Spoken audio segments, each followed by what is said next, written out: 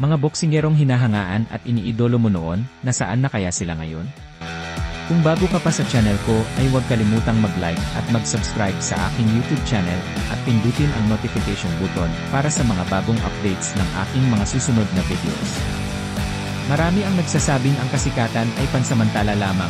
Ngayong araw na to ay itatampok natin ang ilan sa mga sikat na boksingerong sumikat noon at ano na ang nangyari sa kanilang buhay ngayon.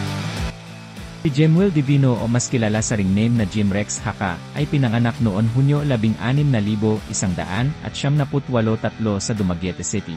May kartadang 40 panalo, 8 natalo, may 22 panalo sa pamamagitan ng knockout at 4 nito ay tabla.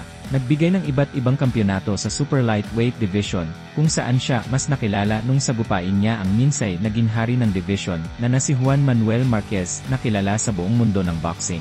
Nabigo man ito sa kanyang laban kay Marquez, naging daan naman ito ni Haka upang lumipo ng mas maraming panalo at experience sa mundo ng boxing.